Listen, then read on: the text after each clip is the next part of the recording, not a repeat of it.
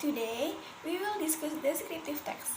Hari ini, kita akan membahas tentang descriptive text. Sebelumnya, Bu Guru mau tanya nih, ada yang tahu nggak apa sih itu descriptive text? Ya, Andi. Oke, good. Kalau kata Andi, descriptive text adalah teks yang menjelaskan tentang suatu hal. Lalu, ada lagi yang mau menjelaskan? Ya, Rina. Ya, good. Kalau kata Rina, descriptive text adalah sebuah teks yang mendeskripsikan objek tertentu secara rinci. Ya, betul sekali ya, dua-duanya jawabannya benar. Jadi, descriptive text adalah teks yang bertujuan menjelaskan, menggambarkan, atau mendeskripsikan sesuatu. Sesuatu ini bentuknya bisa berupa apa saja, baik itu hewan, benda, lokasi, dan lain sebagainya.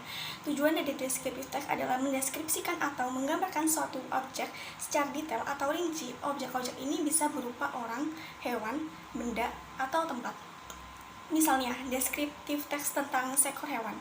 Teks tersebut dapat memuat berbagai informasi tentang deskripsi fisik, makanan, habitat, asal-usul, perkembangbiakan, hingga fakta-fakta unik yang terkait. Ingat ya, descriptive text hanya menjelaskan satu objek tertentu secara detail. Jadi, kalau kalian mau membuat sebuah descriptive text, kalian bisa menjelaskan ciri-ciri salah satu kucing peliharaanmu, bukan menjelaskan ciri-ciri kucing secara umum yang ada di dunia ini. Di descriptive text ini ada jenis struktur and language feature.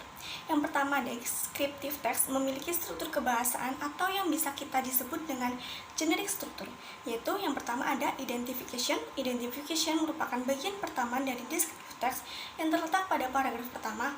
Fungsi dari identification adalah untuk memperkenalkan hal atau benda yang ingin kita deskripsikan kepada para pendengar atau pembaca. Identification merupakan paragraf yang berisi sedikit penjelasan mengenai benda atau hal yang ingin kita deskripsikan sebelum kita menyebutkan sifat-sifat atau karakteristik dari benda-benda atau hal tersebut dalam paragraf yang selanjutnya. Contohnya, jika kalian akan akan mendeskripsikan mengenai mobil Volkswagen kombi, kalian akan menuliskan dalam paragraf pertama atau identification, yaitu saya memiliki sebuah mobil baru. Mobil tersebut bermerek Volkswagen. Mobil ini merupakan jenis mobil yang sudah lama saya inginkan sejak saya berumur 10 tahun. Nah, itu contoh bagian identification ya. Lalu yang kedua ada description. Description merupakan bagian selanjutnya dari teks deskriptif. Bagian ini biasanya ditulis pada paragraf kedua dan selanjutnya. Isi dari bagian description adalah sifat-sifat atau karakteristik dari benda atau hal yang kita deskripsikan dan merupakan lanjutan dari bagian pertama atau identification. Sifat-sifat atau karakteristik dari benda atau hal tersebut merupakan karakteristik khusus yang memang melekat atau ada pada benda atau hal yang kita deskripsikan tersebut dan bukan merupakan hal umum yang bisa ditemui di setiap benda yang mirip dengan apa yang kita deskripsikan. Contoh, ini lanjutan dari identification ya. Mobil Volkswagen ini merupakan jenis kombi. Warna dari mobil ini adalah merah dan putih. Mobil tersebut merupakan mobil tipe kedua yang diproduksi oleh Volkswagen setelah sebelumnya Volkswagen memproduksi tipe 1 yaitu Beetle. Mobil VW kombi ini memiliki 2 pintu di bagian samping dan juga memiliki atap yang dapat dibuka sehingga disebut juga sebagai mobil VW Samba Bus. Lalu selanjutnya yang kedua ada descriptive text memiliki beberapa ciri kebahasaan atau language feature, yaitu yang pertama itu menggunakan simple present tense karena fungsinya untuk menggambarkan sesuatu di mana ciri atau karakteristik dari benda atau hal tersebut tidak akan berubah. Maka descriptive text menggunakan simple present tense.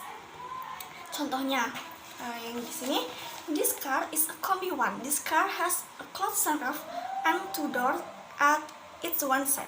Mobil ini adalah mobil kombi. Mobil ini memiliki sunroof kain dan 2 pintu di satu sisinya. Yang kedua ada menggunakan kata sifat atau adjektif. Menggambarkan atau mendeskripsikan sesuatu akan lebih mudah dipahami jika menggunakan kata sifat atau adjektif, sehingga sesuatu yang kita gambarkan tersebut dapat dibayangkan dengan lebih nyata. Contohnya, this car is red and white. The chairs are good. Mobil ini berwarna merah dan putih. Kursinya bagus. Yang ketiga ada menggunakan kata penghubung atau linking verb. Kata penghubung merupakan kata yang menghubungkan subjek dengan kata penjelasan.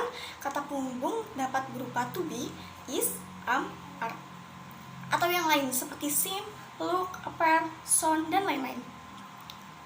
Oke, next Bu Guru mau memperlihatkan sebuah gambar hewan kucing. Nah, Bu Guru mau tanya nih, apa yang kalian lihat dari gambar kucing ini?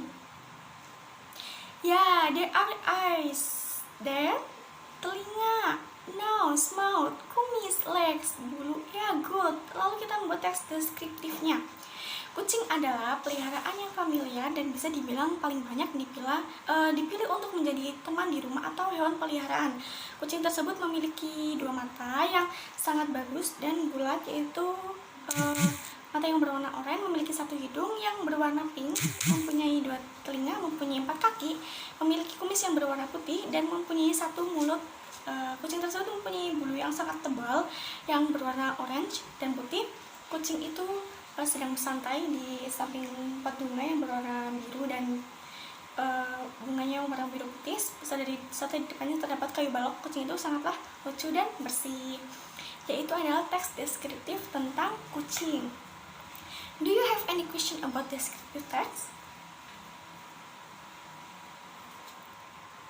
Oke, kalau tidak ada pertanyaan, jadi kalian sudah paham ya tentang descriptive text? Oke, good. Lalu untuk tugas di rumah, Bu Guru minta kalian membuat kelompok. Satu kelompok terdiri dari 4 anak ya. Tolong kalian membuat teks deskriptif hewan apa saja, yang penting tidak sama dengan kelompok lain. Lalu untuk minggu depan kalian mempresentasikan hasil dari kelompok masing-masing.